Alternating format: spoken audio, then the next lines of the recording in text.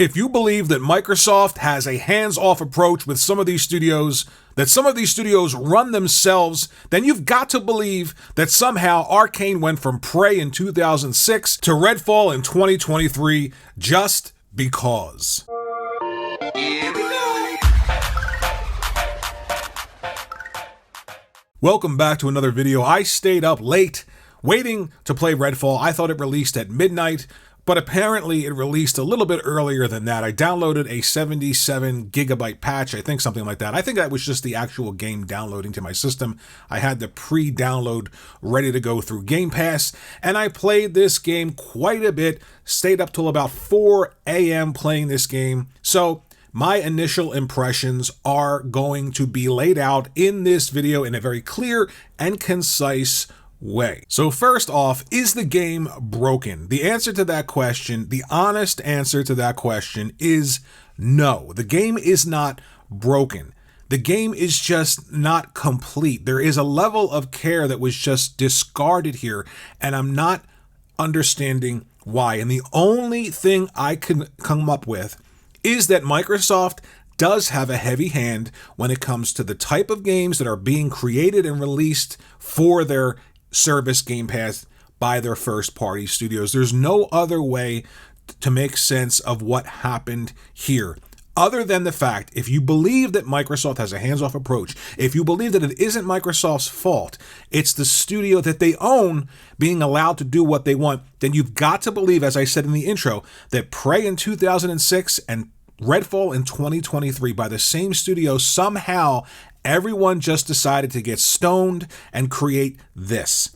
Not broken, but there are so many things that don't make sense in this game. So this is where you start out on this ship, and it looks pretty good. I mean, it's not screaming this generation in terms of effects, but it isn't broken, and it's not bad looking. There's this cool sort of effect where the vampires are pushing back the ocean and keeping it, isolating this town, and you're in it, and you can actually see the ocean and the water pushed back and flowing. It's not a great effect, but there are some things that just do not make sense in this game. The first is there's this odd acceleration when you turn left and right, and you'll see it here as I'm turning really, really slow, and all of a sudden the camera just snaps me to the left and snaps me to the right. I actually had to go in later on while I was playing and change that.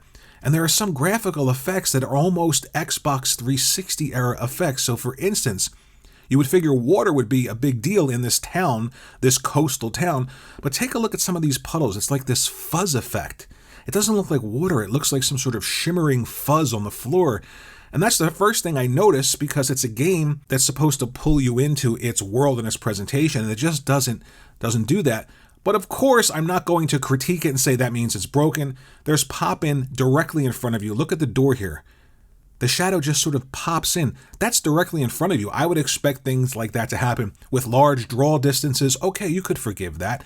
Is it game-breaking? No. Should it be happening from a first-party AAA $70 release, the first big first-party studio release so far from Microsoft? This is their first foot forward. This is their new studios created under Game Pass, under Microsoft, with tons of money, hands-off. I don't know.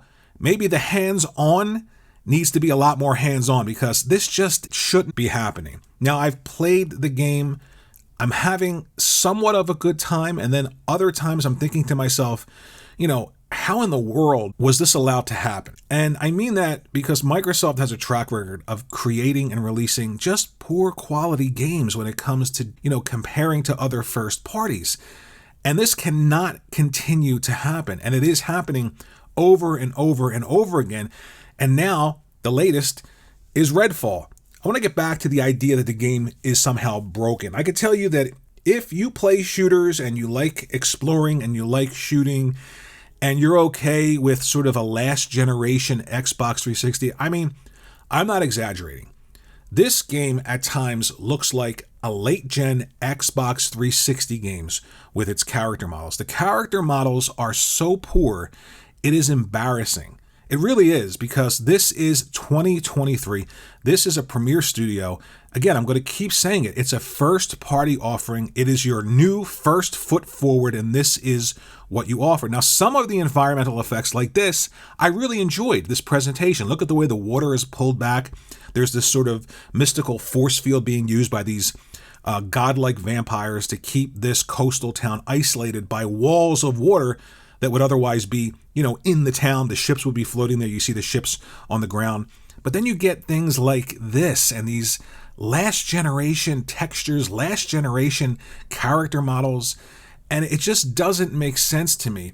Also, I feel like Arkane had an idea here, and this is where I think Microsoft and this idea that they have a hands-off approach, they let their studios run themselves, I don't believe that, and I think this is absolute proof that that is not factual. I feel like Arkane had a great idea here for a more concise, sort of closed-in experience, not as open, almost like a BioShock-esque first-person shooter when it comes to telling a really creepy and engaging story. But then it became, well, we need co-op, we need 4 people, we need guns that can be customized, we need games as a service, we need something to keep people online and engaged because of Game Pass and service. And I absolutely believe that Microsoft had a heavy hand in formulating the ideas or changing the ideas around what Arkane wanted this game to be. There's no other way to explain it. And I say that in the opening. There's no other way to explain it. If you believe that this is Arkane at their best, this is Arkane without anybody telling them what to do, how to create, then you have to believe that somehow they went from Prey on their own, the quality control, the type of game that was, the narrative, the environment, the way it told a story, the presentation, and the gameplay. You have to believe that they went from that to this all on their own, and somehow everyone just decided, like I said, to start getting stoned and creating anything that they wanted and just putting out there. You've got to believe that. If you want to defend Microsoft and you want to say, nope, they have a hands-off approach, they love all their studios, they just write checks and say, create what you want because we love gamers and games, then you've got to believe that. Otherwise, if you're a normal person, Microsoft, Xbox, Game Pass, games as a service is crushing the creative spirit of these once really good to great studios. Now, if you don't care about the history of Arkane or anything that they've done prior to this game, and you're just looking for a co-op shooter to run around and do mindless things, story that doesn't matter, characters that have no real depth to them, and that's all you're looking for, and you're saying to yourself, well, at least it's quote-unquote free in my subscription service, then there is some fun to be had here. I am not a multiplayer co-op gamer at all, and I was interested in this game because they sold me on the idea that this game could be played single player as well as co-op. They even said it was designed from the ground up to be played solo, but you could also play a co-op. That is an absolute lie. Unless Microsoft changed things, they are absolutely lying, or they were lying when they said that, because there are design elements in this game that I've played through. Most of the game, not all of it, but I've played a lot of it. All of the encounters, all of the mission setup, all of the point A to point B to point C is designed around you and 3 other people doing it. There are moments in this game that are completely and totally telling when it comes to what type of game this is. And it is not a solo game. It was not designed to be a campaign game for people who like story and solo gameplay. It is designed to be a 4-player co-op point A to point B shooter, period. If you like that, you'll have fun, some fun with this game because, like I said, being honest, the game is not broken. Here's the shooting. The shooting mechanics work. You have to tone down the controls on the stick a bit. But it, to me, if this didn't work, if I pointed the gun and somehow hit detection was off, or it just didn't work, or there was so much graphical degradation, there was screen tearing, there was slowdown to the point where nothing worked, then I could say the game is broken.